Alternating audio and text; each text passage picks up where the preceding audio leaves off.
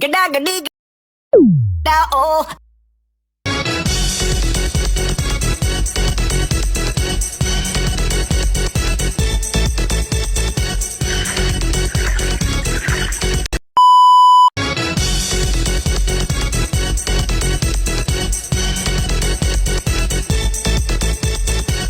Assalamualaikum warahmatullahi wabarakatuh.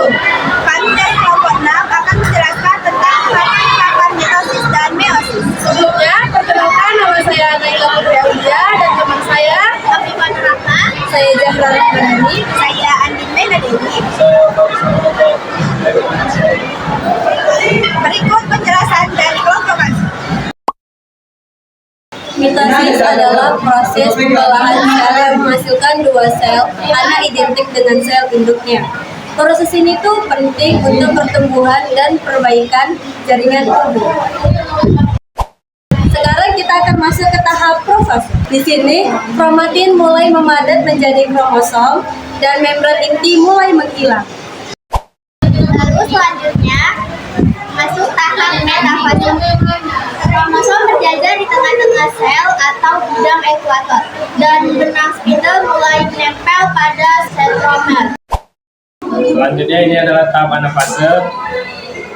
Kromatin saudara ditarik ke kutub berlawanan. Yang terakhir, kita masuk ke tahap telofase.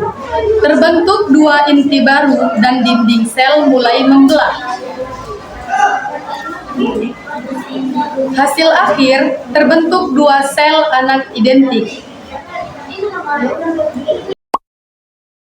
Sekarang kita lanjut ke proses meiosis.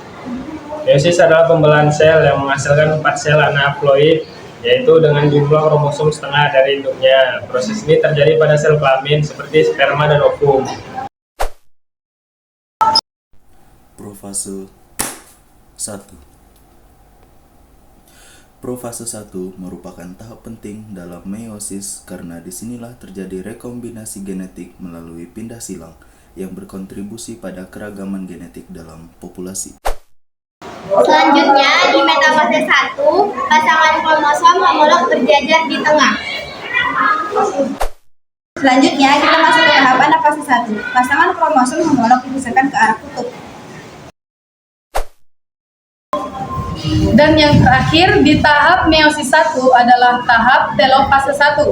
Terbentuk dua sel anak dengan jumlah kromosom setengah dari induk. Sekarang masuk ke meiosis 2.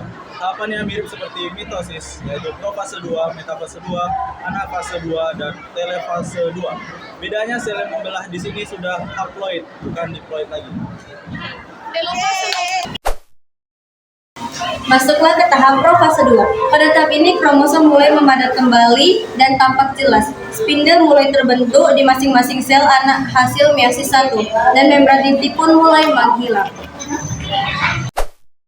Selanjutnya tahap metafase 2, kromosom berbaris di bidang ekuator sel. Sama seperti pada mitosis, benang spindle menempel pada stromer setiap kromosom untuk bersiap menarik kromatid saudara.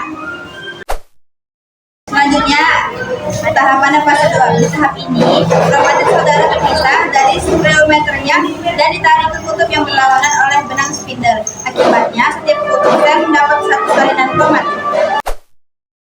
Baiklah, yang terakhir kita masuk ke tahap telofase 2. Kromatid di tiap kutub mulai mengendur menjadi kromatin kembali. Membran inti terbentuk di sekitar masing-masing kumpulan kromosom dan sitokinesis atau pembelahan sitoplasma terjadi.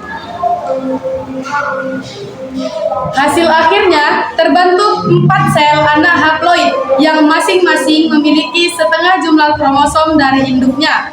Sel-sel inilah yang nantinya akan menjadi sel gamet, penting untuk menjaga kestabilan jumlah kromosom saat pembuahan. Sekian penjelasan dari kelompok kami. Lebih dan kurang kami mohon maaf. Kepada Allah kami mohon ampun. Wabillahi taufiq wal hidayah. Wassalamualaikum warahmatullahi wabarakatuh.